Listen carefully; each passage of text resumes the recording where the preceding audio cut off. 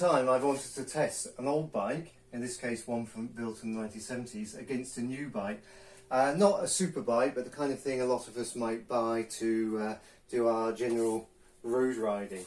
So these are the two bikes I'm going to pit against each other, and the course I've chosen is going to be 400 metres of climbing over 4 kilometres, a technical descent followed by about 7 kilometres on the flat, so a bit of a half 5 mile time trial if you like. So I think it will give a good idea of the strengths and weaknesses of these bikes.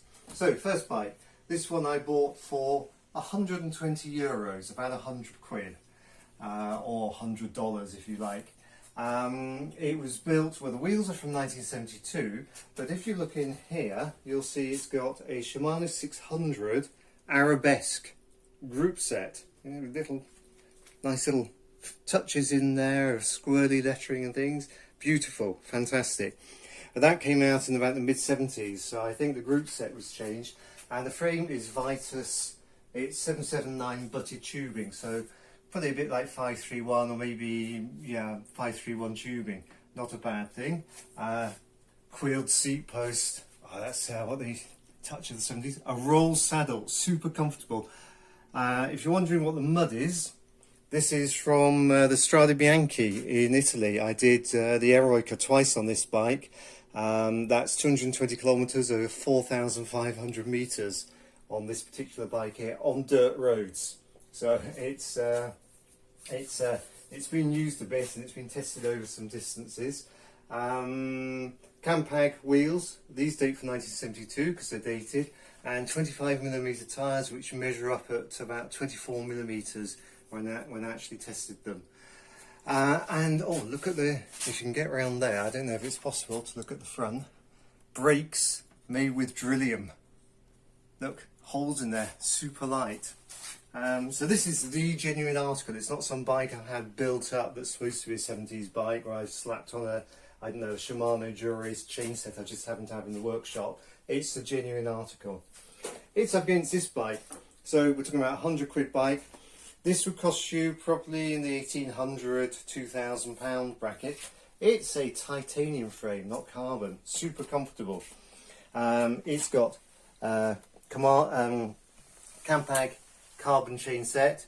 It's got Potenza, which is a bit like 105 Ultegra level brakes, gears, and it's got a compact chain set, so good for going uphill, a Selco carbon fork and dual pivot brakes, and of course it's all integrated. So the main difference probably is gearing. This bike has a 50-38 gears on the front, so it's almost compact for the day, and it's got a 28 largest sprocket on the back, so I've got 14-28. What I'm expecting is downhill I'll be a bit spun out, but uphill 38-28 should be just about okay. The hill I've chosen has 10% or more gradients on it. This true compact 34-32, I'm not going to use 32, I'm going to restrict myself to 28 to be more compatible with the gearing. So there we have it. What remains to be done is to actually see what both bikes weigh. So let's see what the bikes weigh. This is the first one. 10.2 kilos. Right, it's nice to pick up. 8.5. 8.5 we'll call that. So there's about 1.5 kilo difference. It's not enormous. That's a pretty light bike for the 70s. The other thing I'm going to do is pump both sets of tyres up to 90 psi. These are slightly, although they're 25mm, actually about 27 on the rims. So that's going to be probably an advantage coming downhill and maybe on the flat if the road's a bit rough.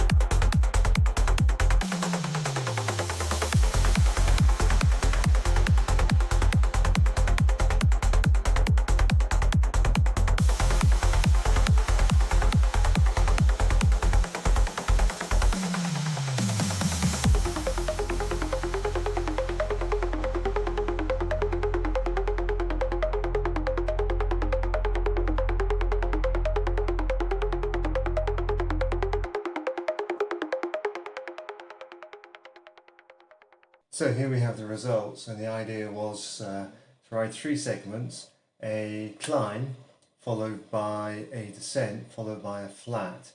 And the idea was to ride the flat and the climb at the same effort being measured by heart rate, and I was riding it at my functional threshold heart rate or thereabouts of 163, 164 beats per minute. That's the heart rate or the effort I can maintain for about an hour.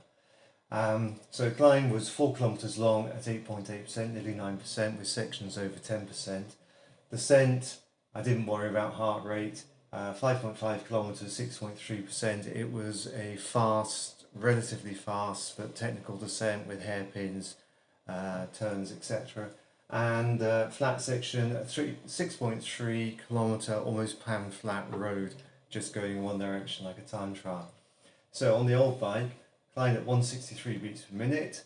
On the old bike, on the flat section, I rode at 163 beats per minute, average speed of 34.6 kilometers an hour, and that took me 10 minutes 49 seconds. On the new bike, slightly higher heart rate but within margin of error, rode at 35 kilometers an hour, and that took me 10 minutes 39 seconds. So 10 seconds quicker. Given the weight difference is not really important, it comes down to aerodynamics and resistance on bearings. So there we go. Moving on to the descent, and not unsurprisingly, on the old bike maxed out about 63 kilometers an hour, average of 48.6 kilometers an hour, and that took me 6 minutes 50 seconds. Quicker on the new bike, 70 kilometers an hour max speed, and an average of about 53 kilometers an hour, so that's about 4 kilometers an hour difference, and that took me a speedy 6 minutes 17 seconds. Difference is really, for as far as I'm concerned, was slightly more stable bike and also much better brakes, so I could brake later into corners where I needed to brake. In fact, I had the confidence that on some of the shallower bends I didn't have to brake at all, didn't have to control my speed or wipe any speed off, because I knew that if I had to, I could stop. Climb. Old bike, again, surprisingly managed to stick to the same average overall. Climbed at 860 meters an hour, which for me at the moment isn't too bad, and that took me 24 minutes 46 seconds to climb the 400 meters. New bike, again, exactly the same average heart rate as on the flat, and the climb took me, now here I had to check my figures, 25 minutes 34 seconds, about 50 seconds slower. Now what I would expect, there's a 1.5 kilogram weight difference between the two bikes. All other things being equal, I would expect the old bike at that level to be about 30 seconds slower, and in fact it was 50 seconds quicker. We add all those up and we get old bike overall 42 minutes 25 seconds to complete the 3 segments, and on the new bike 42 minutes 30 seconds. I don't have a good explanation for that. It was slightly warmer on the day I did the ride on the new bike. I was trying to maintain a similar heart rate, which seemed fair enough, so a similar effort to really try and compare the two bikes. I can't even say the modern bike would be quicker over a much longer distance, because I've done 220 kilometre, 4,500 metre rides on the old bike on dirt roads. So, and here we're talking about a bike that costs €100, and here we're talking about a bike that's nearer to €2,000 or dollars if you prefer. Could go and ride it again. I don't think there's going to be a huge amount of difference in favour of the modern bike if I rode it again. So my conclusion from all this is that a good old bike isn't that bad for riding on. Isn't that bad. The only thing I don't like are the brake hood positions on the old bike, but apart from that it's pretty good. So on that bombshell, I'll finish.